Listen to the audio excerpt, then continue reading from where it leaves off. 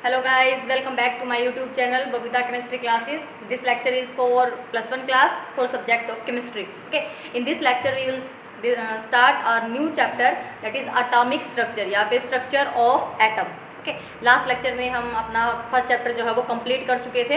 अब स्टार्ट करना है हमें कौन सा, सेकंड चैप्टर है हमारा स्ट्रक्चर ऑफ एटम. एटम की स्ट्रक्चर कैसी है, ठीक है. तो सबसे पहले आपको बेसिक जो है वो एटम के बारे में पता होना चाहिए. बेसिकली एटम क्या होता है, लोअर क्लास में हमने पढ़ा भी हुआ है कि जो एटम होता है वो क्या है, ये स्मॉलेस्ट डिविजिबल पार्टिकल है ना. सबसे छोटा पार्टिकल है और डिविजिबल पार्टिकल है. और जो एटम होता है वो भी किससे मिलकर बना हुआ है, कुछ सब एटॉमिक पार्टिकल से मिलकर बना हुआ है. और वो सब एटॉमिक पार्टिकल्स कौन से होते हैं, इलेक्ट्रॉन, प्रोटॉन एंड न्यूट्रॉन, ठीक है. तो इस चैप्टर को स्टार्ट करने से पहले इसके अंदर जो सबसे पहले जो चीज़ है जो पढ़ाई जाती है वो कौन सी है, डाल्टन्स एटॉमिक थ्योरी, ठीक है. वो हम उसमें भी पढ़ चुके हैं, फर्स्ट चैप्टर के अंदर भी पढ़ चुके हैं, लेकिन इसमें थोड़ा सा उससे कोरिलेट करना जरूरी है. डाल्टन्स एटॉमिक थ्योरी के कुछ पॉइंट्स आपको रिमाइंड होने चाहिए. क्या कहा था कि डाल्टन ने कि जो एटम होता है सबसे छोटा जो पार्टिकल है वो कौन है, एटम है. यही पार्टिसिपेट करता है किसके अंदर, केमिकल रिएक्शंस के अंदर पार्टिसिपेट करता है, ठीक है. और फिर उसने ये कहा था कि सेकंड पॉइंट कि जो एटम्स होते हैं सेम एलिमेंट के वो सेम होते हैं बिल्कुल, मतलब उनका एटॉमिक मास है जो या एटॉमिक साइज जो है बिल्कुल सेम होता है, ठीक है. फिर उसने कहा थर्ड पॉइंट में कि भाई जो डिफरेंट एलिमेंट्स होंगे उनके जो एटम्स प्रेजेंट होते हैं उनका मास वगैरह जो है वो सारी चीज़ें कैसी होती हैं, डिफरेंट होती हैं. लेकिन फिर वो उसको गलत सिद्ध कर दिया गया था, है ना, कि वो तो गलत है ही है. और उसने ये भी बोला था कि भाई जो एटम है वो इंडिविजिबल है. सबसे मेन प्रिंसिपल उसका क्या था कि वो किस बात पे फोकस कर रहा था मेनली, कि भाई जो एटम है वो इंडिविजिबल है. एटम को हम और डिवाइड नहीं कर सकते, लेकिन एटम जो है वो तो मिलकर बना हुआ है, 3 सब एटॉमिक पार्टिकल से मिलकर बना हुआ है, ठीक है, इलेक्ट्रॉन, प्रोटॉन और न्यूट्रॉन. तो उसकी जितनी भी बातें थी वो सारी की सारी फिर आगे मतलब कि गलत सिद्ध कर दी गई थी, ठीक है. लेकिन उसने बताया तो स्टार्टिंग में कि भाई हाँ एटम नाम की भी कोई चीज़ होती है. मतलब डिस्कवरी अगर किसी को बोल सकते हो कि भाई डिस्कवर कौन था इसका एटम का, तो हम डाल्टन नहीं बोल सकते. उसने बताया था एटम के बारे में, इतनी थ्योरी दी थी उसने,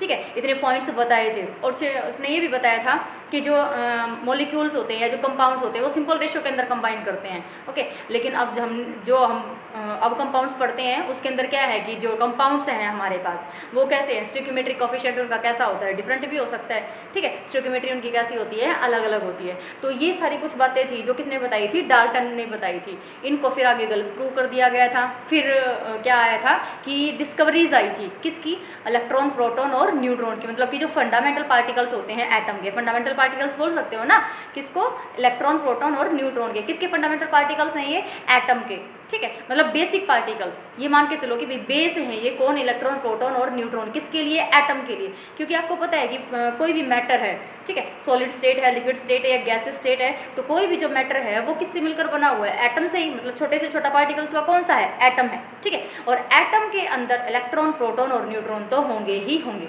ठीक है. तो ये जो थे वो फंडामेंटल पार्टिकल्स होते हैं अपने, इलेक्ट्रॉन, प्रोटॉन और न्यूट्रॉन. अब इसके अंदर हम स्टडी करेंगे कि जो फंडामेंटल पार्टिकल्स हैं उनकी डिस्कवरी किसने करी और कैसे उनकी डिस्कवरी हुई, ठीक है. उसके बाद फिर आगे चलते चले जाएंगे. इस चैप्टर के अंदर बहुत ही इंपॉर्टेंट चीज़ें आपको सीखने को मिलेंगी. इसमें मेन चीज़ आती है क्वांटम नंबर्स, ठीक है. फिर जो एटॉमिक स्ट्रक्चर थी उसके ऊपर थ्योरीज भी दी गई थी, एटम के ऊपर थ्योरी भी दी गई थी, अलग अलग साइंटिस्ट ने दी थी. सबसे पहले कौन आ गया था, थॉमसन आ गया था, थॉमसन मॉडल आया था एटम का, ठीक है. फिर कौन आ गया था, रदरफोर्ड आ गया था. फिर बोर मॉडल आ गया था. इस तरीके से ये जो मॉडल आते चले गए, इन्होंने बीच बीच में कुछ और भी डिस्कवरीज करी, ठीक है. जैसे ड्यूअल नेचर बताया किसका, लाइट का, या फिर ड्यूअल नेचर बताया मैटर का. मैटर का भी ड्यूअल नेचर होता है और जो लाइट होती है उसका भी ड्यूअल नेचर होता है. ड्यूअल नेचर का मतलब क्या है कि डबल कैरेक्टर शो करना, ठीक है. लाइट जो है या मैटर है वो क्या शो करते हैं, ड्यूअल नेचर शो करते हैं. हाइजेनबर्ग अनसर्टेनिटी प्रिंसिपल, वो भी हम इसी के अंदर पढ़ेंगे. तो इस चैप्टर के अंदर बहुत सारी इंपॉर्टेंट चीज़ें हैं जो हमारे लिए इंपॉर्टेंट है,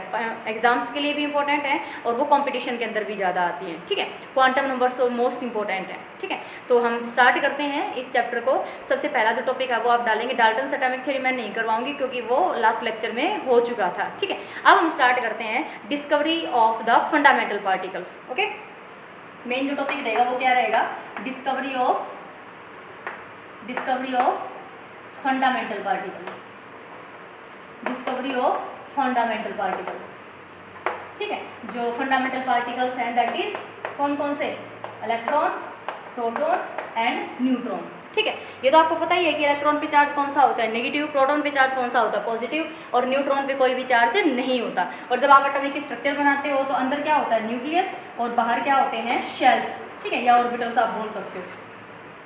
क्या प्रेजेंट होते हैं, शेल्स प्रेजेंट होते हैं बाहर, और अंदर जो होते हैं वो न्यूक्लियस के अंदर कौन कौन प्रेजेंट होता है, न्यूट्रॉन और प्रोटॉन, न्यूट्रॉन और प्रोटॉन। और बाहर जो चक्कर लगा रहे हैं वो कौन है, इलेक्ट्रॉन्स, ठीक है। वो शेल में जो चक्कर लगा रहे हैं वो कौन होते हैं, इलेक्ट्रॉन होते हैं, इस तरीके से। और पूरा का पूरा जो एटम होता है वो कैसा होता है, न्यूट्रल होता है, क्योंकि प्रोटॉन्स और इलेक्ट्रॉन्स की संख्या जो होती है एटम के अंदर वो कैसी होती है, इक्वल होती है, ठीक है। ये हमने पढ़ा भी था, लोअर क्लास में भी आया था ये, कि न्यूक्लियस के अंदर तो कौन होता है, न्यूट्रॉन और प्रोटॉन होते हैं, और न्यूक्लियस के बाहर जो शेल्स होते हैं उन शेल्स के अंदर कौन चक्कर लगाते हैं, इलेक्ट्रॉन्स चक्कर लगाते हैं। इलेक्ट्रॉन्स पे चार्ज कौन सा होता है, माइनस, और कितना चार्ज होता है 1.6 × 10⁻⁻19 कूलम, ठीक है। और जो प्रोटॉन होता है उसके ऊपर भी चार्ज तो यही होता है, लेकिन वो पॉजिटिव में होता है, प्लस 1.6 × 10⁻⁻19, ठीक है। लेकिन जो न्यूट्रॉन है उसके ऊपर कोई भी चार्ज नहीं होता, न्यूट्रॉन पे कोई भी चार्ज नहीं होता, ठीक है। तो ये सिंपल सी स्ट्रक्चर हमने पढ़ी थी 9th क्लास के अंदर। अभी कहते हैं कि भाई जितने भी एटम्स हैं अपनी पीरियोडिक टेबल के अंदर 118 एलिमेंट्स हैं, हर एक एलिमेंट के एटम प्रेजेंट है। एटम के अंदर ये तो तीन चीज़ें होंगी ही होंगी, कौन सी तीन फंडामेंटल पार्टिकल्स तो होंगे ही होंगे, कौन से, इलेक्ट्रॉन, प्रोटॉन और न्यूट्रॉन, ठीक है। इलेक्ट्रॉन, प्रोटॉन और न्यूट्रॉन एक्सेप्ट हाइड्रोजन, हाइड्रोजन को छोड़कर, ठीक है। आप देखेंगे कि जो हाइड्रोजन होता है उसका एटॉमिक नंबर भी 1 होता है और एटॉमिक मास भी 1 होता है, एटॉमिक नंबर भी 1 है और मास नंबर भी 1 है, ठीक है। तो इसमें न्यूट्रॉन तो है ही नहीं, क्योंकि न्यूट्रॉन हम कैसे निकालते हैं, मास नंबर माइनस में एटॉमिक नंबर, ठीक है, mass number minus atomic number. तो मास नंबर कितना है इसका 1, एटॉमिक नंबर भी कितना है 1, तो कितना आ जाएगा 0 आ जाएगा, ठीक है। तो इस तरीके से मतलब हाइड्रोजन एक ऐसा एलिमेंट है जिसके अंदर न्यूट्रॉन नहीं पाया जाता है। अगर कोई पूछ भी ले कि भाई ऐसा कौन सा एलिमेंट है पीरियोडिक टेबल के अंदर जिसके अंदर न्यूट्रॉन्स नहीं है, वो कौन सा है, हाइड्रोजन है। अदरवाइज सारे के सारे जो एलिमेंट्स हैं उनके अंदर जो उनके जो एटम्स हैं उन सभी एटम्स के अंदर ये पार्टिकल तो प्रेजेंट होते ही होते हैं, इलेक्ट्रॉन, प्रोटॉन्स और न्यूट्रॉन्स, ठीक है। अब इनकी डिस्कवरी पढ़नी है हमें कि इलेक्ट्रॉन की डिस्कवरी कैसे हुई, प्रोटॉन की डिस्कवरी कैसे हुई और न्यूट्रॉन्स की डिस्कवरी कैसे हुई, और इनके लिए अलग अलग साइंटिस्ट आए थे, ठीक है। तो सबसे पहले हम पढ़ते हैं किसकी डिस्कवरी, इलेक्ट्रॉन्स की, ठीक है, डिस्कवरी ऑफ इलेक्ट्रॉन्स या फिर cathode rays, discovery of cathode rays, ठीक है, डिस्कवरी ऑफ कैथोड रेज, या ब्रैकेट में आप लिख सकते हो इलेक्ट्रॉन्स ऑल्सो, ठीक है। मैं आपको बताऊंगी कैसे, इलेक्ट्रॉन्स। ये कहता है कि जो कैथोड रेज हैं या फिर जो इलेक्ट्रॉन्स हैं उनकी डिस्कवरी कैसे हुई। अच्छा, इलेक्ट्रॉन्स की डिस्कवरी जो थी वो किसने की थी, जे थॉम्सन ने, जे थॉम्सन साइंटिस्ट था उसने की थी। और ये जो डिस्कवरी की गई थी ये 1859 के अंदर की गई थी, ठीक है, 1859 में। तो कैथोड रेज का कैसे पता लगाया गया, ठीक है, कैथोड रेज जो थी वो कैसे पता लगाया गया कि भी उनके ऊपर कौन सा चार्ज होता है, नेगेटिव चार्ज होता है। देखो यहाँ पर मैंने ये सेटअप बना रखा है, ठीक है, डिस्कवरी के लिए जो इन्होंने डिस्चार्ज ट्यूब ली थी, यहाँ पर ये क्या ली, डिस्चार्ज ट्यूब ली गई थी, ठीक है। ये पूरी की पूरी कंप्लीट क्या है, ये डिस्चार्ज ट्यूब, ठीक है, डिस्चार्ज ट्यूब है ये यहाँ से आता है, ओके। और फिर यहाँ पर क्या लगा रखी है, 2 प्लेट्स लगा रखी हैं, इसको हम क्या बोलेंगे, कैथोड, और इसको क्या बोलते हैं, एनोड बोलते हैं, ओके। इसको क्या बोलेंगे, कैथोड, और इसको क्या बोलेंगे, एनोड। अब देखो एक टर्मिनल, कैथोड के एक टर्मिनल को मैंने, फिर यहाँ पे क्या लगा रखी है, बैटरी, बैटरी भी है, तो कैथोड के टर्मिनल को मैंने बैटरी के एक टर्मिनल से कनेक्ट कर दिया, बैटरी का दूसरा टर्मिनल जो है वो किससे कनेक्ट कर दिया गया है, एनोड से कनेक्ट कर दिया गया। अब आप देखेंगे ये कौन सा टर्मिनल होता है, पॉजिटिव, और ये कौन सा होता है, नेगेटिव होता है। तो पॉजिटिव टर्मिनल के साथ जो कनेक्टेड होगा इलेक्ट्रोड उसका नाम क्या दिया, एनोड, ठीक है। और जो नेगेटिव टर्मिनल के साथ कनेक्ट होगा उसका मैंने क्या नाम दे दिया, कैथोड दे दिया। और मैंने अंदर ले ली क्या, कोई भी गैस, ठीक है।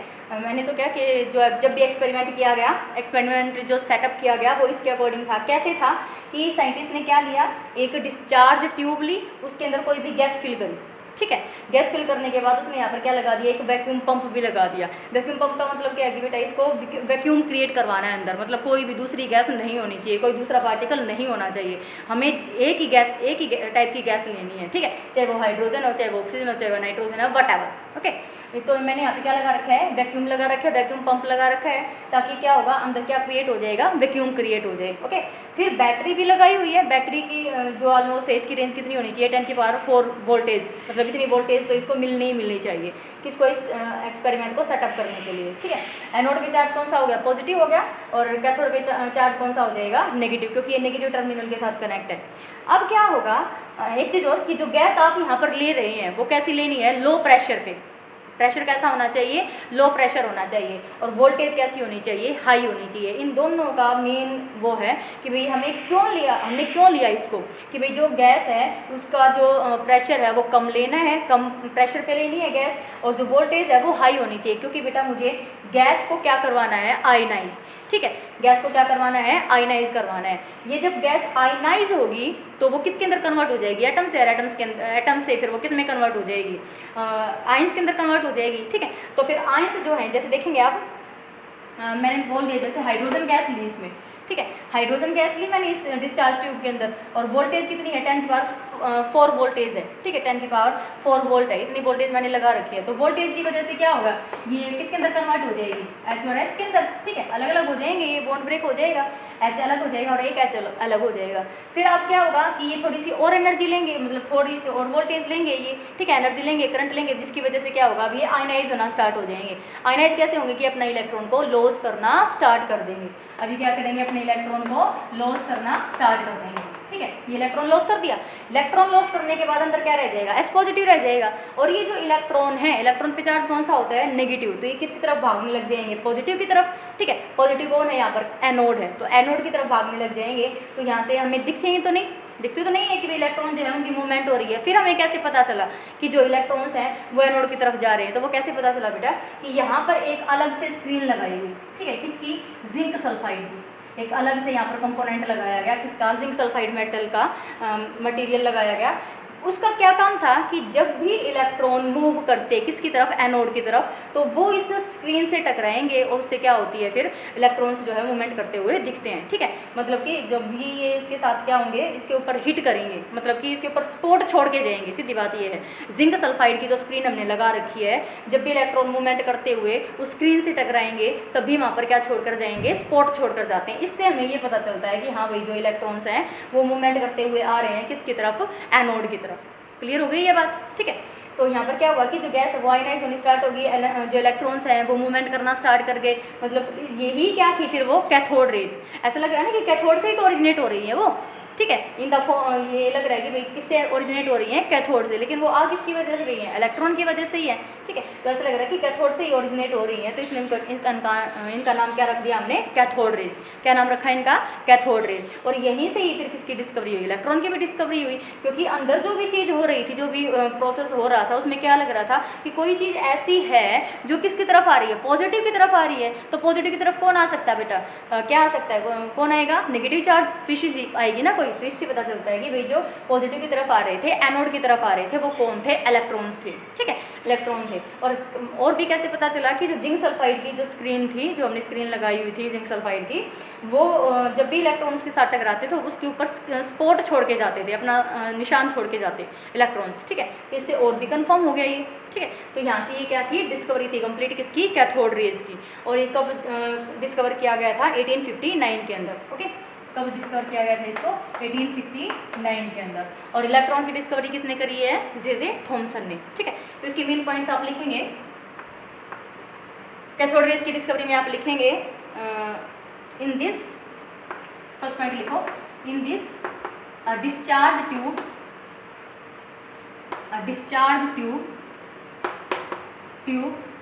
Is taken at very low pressure and high voltage. ठीक है, एंड हाई वोल्टेज, 10⁴ वोल्ट, बहुत ज़्यादा हो जाता है ये। ठीक है, और प्रेशर कैसा होना चाहिए, लो प्रेशर। प्रेशर कैसा होना चाहिए उस गैस का, लो, मतलब प्रेशर हमें कैसा रखना है, कम ही रखना है। और वोल्टेज कैसी रखनी है, ज़्यादा रखनी है, क्योंकि दोनों का रीज़न भी है। ठीक है, दोनों का रीजन भी है बेटा कि हमें प्रेशर को कम क्यों रखना है। अगर हम प्रेशर बढ़ाते चले जाएंगे तो मॉलिक्यूल्स एक दूसरे के साथ कंबाइन करते चले जाएंगे ना, तो उनकी फोर्स ऑफ अट्रैक्शन ज़्यादा बढ़ जाएगी। हमें तो मॉलिक्यूल्स को वैसे भी दूर दूर रखना है, ठीक है। हाइड्रोजन के मॉलिक्यूल हैं या नाइट्रोजन के मॉलिक्यूल हैं या ऑक्सीजन के मॉलिक्यूल हैं, कोई भी गैस है उसके जो मॉलिक्यूल्स हैं उनको हमें क्या रखना है, दूर दूर रखना है, ठीक है। ताकि हम जब नीचे उसको क्या दें, क्या प्रोवाइड करें, उसको एनर्जी प्रोवाइड करें या उसको वोल्टेज प्रोवाइड करें, करंट प्रोवाइड करें, तो जिसकी वजह से उसके जो एटम्स हैं वो जल्दी जल्दी क्या हो जाएं, अलग अलग हो जाएं और वो आयनाइज होना स्टार्ट हो जाएं। मेन मकसद हमारा क्या है कि गैस को क्या करवाना है, आयनाइज करवाना है। ओके, तो गैस को आयनाइज करने के लिए क्या होना चाहिए, एक तो क्या होना चाहिए, वोल्टेज ज़्यादा होगी, ठीक है, उसकी पावर ज़्यादा होगी, तो जिसकी वजह से वो क्या करेंगे, इलेक्ट्रिसिटी ज़्यादा होगी, तो जिसकी वजह से जो गैस के पार्टिकल्स हैं, जो एटम्स हैं, वो आयनाइज होना स्टार्ट हो जाएंगे। आयनाइज होने के बाद फिर उसमें से इलेक्ट्रॉन्स का मूवमेंट होना स्टार्ट हो जाएगा और जो इलेक्ट्रॉन्स हैं वो किसकी तरफ जाना स्टार्ट कर देंगे, एनोड की तरफ जाना स्टार्ट कर देंगे, ठीक है। हाई वोल्टेज, वही चीज़ आपको पता चलेगी, जो हाई वोल्टेज है वो हाई क्यों होनी चाहिए, कि वो गैस के पार्टिकल्स को क्या कर सके, वो गैस के मॉलिक्यूल्स को क्या कर सके, वो आयनाइज कर सके, ठीक है। Low pressure and high voltage हो गया यहाँ तक, कि जो गैस है उसको हमें लो प्रेशर पे लेना है और जो वोल्टेज है वो कैसी रखनी है, हाई रखनी है, ठीक है। तो सेकंड पॉइंट और क्या लिख सकते हो आप, इसी को देख के तो लिखना है कि भाई जब भी हम बैटरी को ऑन करेंगे तो वैसे ही क्या होगा कि जो इलेक्ट्रॉन्स हैं वो मूव करने लग जाएंगे, किसकी साइड, एनोड की साइड, ठीक है। तो यहाँ पर लिख सकते हो आप इलेक्ट्रॉन्स, यहाँ पर पहले एक लाइन और लिखो, द गैस आयनाइजेस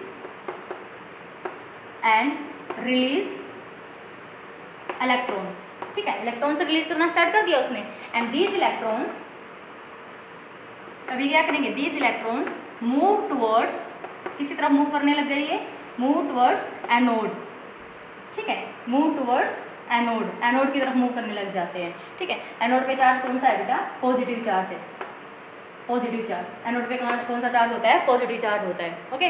तो इलेक्ट्रॉन का पता लगाने के लिए कि भाई इलेक्ट्रॉन से ही मूवमेंट कर रहे हैं, इसका पता लगाने के लिए हमने क्या लगाई थी, जिंक सल्फाइड स्क्रीन भी लगाई थी, ठीक है।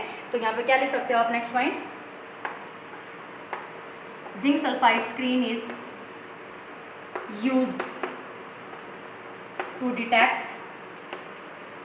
द मूवमेंट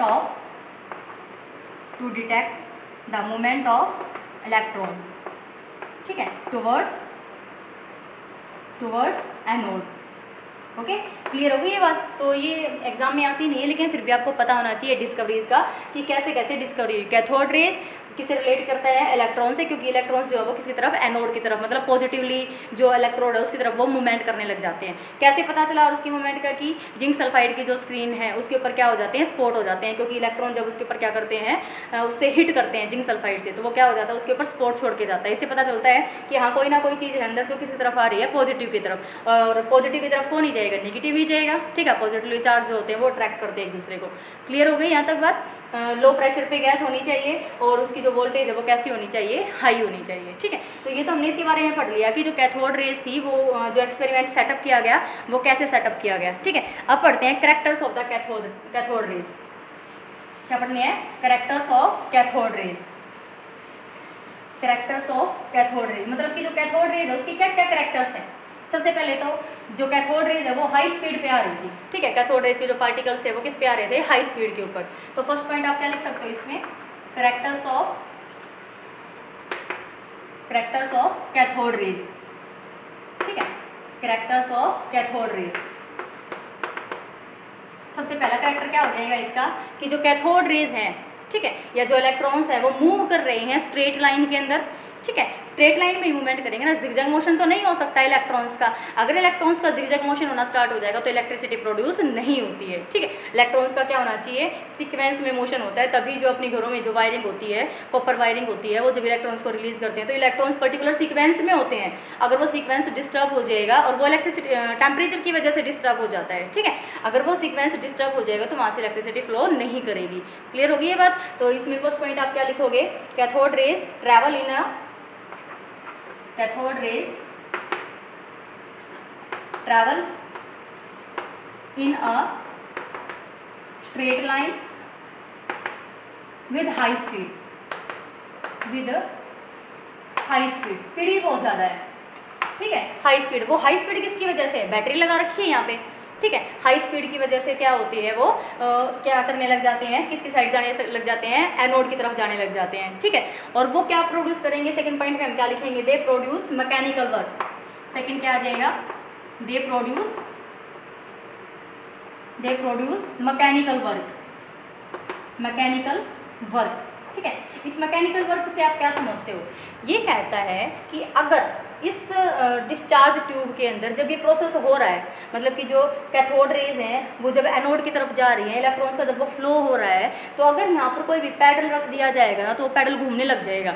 ठीक है, मतलब उसके अंदर क्या आ जाएगी, मैकेनिकल स्ट्रेंथ आ जाएगी और वो क्या करने लग जाएगा, घूमने लग जाएगा, क्योंकि इनकी जो पावर है मूवमेंट करने की, जल्दी जल्दी फास्ट मूव कर रहे हैं ये। ठीक है, तो वो किसी भी चीज़ को क्या करवा सकते हैं, मूवमेंट करवा सकते हैं, पैडल को क्या करवा सकते हैं, घुमा सकते हैं। ठीक है, रोटेट करवा सकते हैं, तो वही क्या होता है, मैकेनिकल वर्क होता है। ओके, तो ये क्या प्रोड्यूस करते हैं, मैकेनिकल वर्क प्रोड्यूस करते हैं। ठीक है, थर्ड पॉइंट और क्या लिख सकते हो कि अगर आपने यहाँ पर इलेक्ट्रिक फील्ड प्रोवाइड करी, इलेक्ट्रिक फील्ड ही प्रोवाइड करी थी ना, कि मतलब कि बैटरी लगा दिया आपने, इलेक्ट्रिसिटी अंदर से प्रोड्यूस होने लगी, वोल्टेज लगा दी यहाँ। ठीक है, तो क्या होगा, इलेक्ट्रिक फील्ड की वजह से जो मूवमेंट है इलेक्ट्रॉन्स का वो किसकी तरफ होने लग जाता है, एनोड की तरफ होने लग जाता है। ठीक है, in the presence of electric field, क्या लिखोगे,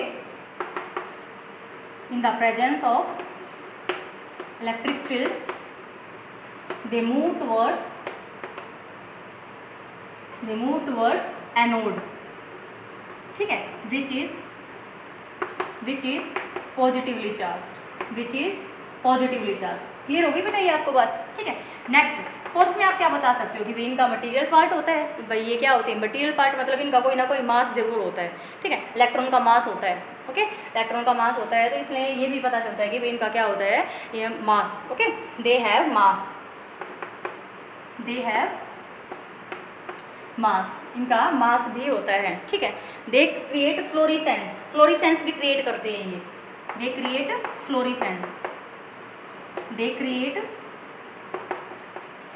फ्लोरिसेंस। ठीक है, फ्लोरिसेंस का मैंने यहाँ पे बताया ही था आपको कि जिंक सल्फाइड। ठीक है, जिंक सल्फाइड जो लेयर स्क्रीन लगा रखी है, या जो जिंक सल्फाइड का जो पैटर्न यहाँ पे लगा रखा है, उससे क्या होगा कि जो इलेक्ट्रॉन्स हैं वो उसे टकराएंगे और स्पॉट हो जाएगा वहाँ पर। ठीक है, तो उसी को हम क्या बोलते हैं, फ्लोरिसेंस ही बोलते हैं। ठीक है, तो ये हमने किसके बारे में पढ़ लिया, कैथोड रेज के बारे में पढ़ा, जो 1859 के अंदर जो एक्सपेरिमेंट सेटअप किया गया था, उसमें क्या हुआ, डिस्चार्ज ट्यूब ली, उसके अंदर एक गैस ली, गैस को लो प्रेशर के ऊपर लिया गया। ठीक है, फिर वोल्टेज लगाई गई, वोल्टेज हाई थी। ठीक है, हाई वोल्टेज को लिया गया, ताकि अगर कोई पूछ ले कि हाई वोल्टेज का क्यों यूज़ किया गया, ताकि जो गैस है वो जल्दी से आयनाइज हो जाए। गैस क्या हो जाए, आयनाइज हो जाए। आयनाइज होकर वो किसके अंदर आ जाए, वो आयंस के अंदर आ जाए और वो इलेक्ट्रॉन को लॉस करे। और जब वो इलेक्ट्रॉन को लॉस कर रही है तो इलेक्ट्रॉन्स किसकी तरफ जा रहे थे, एनोड की तरफ जा रहे थे। एनोड पे चार्ज कौन सा था, पॉजिटिव। तो इससे ये पता चलता है कि भाई अंदर जो भी चीज़ हो रही है, जो भी प्रोसेस हो रहा है, उसमें कोई ऐसा पार्टिकल है जो किसकी तरफ जा रहा है, एनोड की तरफ जा रहा है, पॉजिटिव की तरफ जा रहा है, तो उसके ऊपर कौन सा चार्ज होगा, नेगेटिव चार्ज होगा। ठीक है, और इससे नेगेटिव से क्या पता चल गया कि इलेक्ट्रॉन है अंदर, क्योंकि इलेक्ट्रॉन पे ही चार्ज कौन सा होता है, नेगेटिव चार्ज होता है। ठीक है, तो ये सारा का सारा किसके बारे में था, कैथोड रेज के बारे में था। कल लेक्चर में हम पढ़ेंगे कौन सा, किसके बारे में, एनोड रेज के बारे में। ठीक है, तो ये छोटी छोटी डिस्कवरीज हैं जो हमें पढ़नी है। वैसे ज़्यादा इंपॉर्टेंट तो ये नहीं है, लेकिन फिर भी हमें पता होना चाहिए कि किसने इसको डिस्कवर किया था और इसमें था क्या। ठीक है, एक्सपेरिमेंट्स के थ्रू उन्होंने किया क्या था। ठीक है, तो ये सारा कुछ किसके बारे में था, अपना कैथोड रेज के बारे में। अगर वीडियो आपको पसंद आई हो तो वीडियो को लाइक कीजिए, शेयर कीजिए, कमेंट कीजिए। Thank you.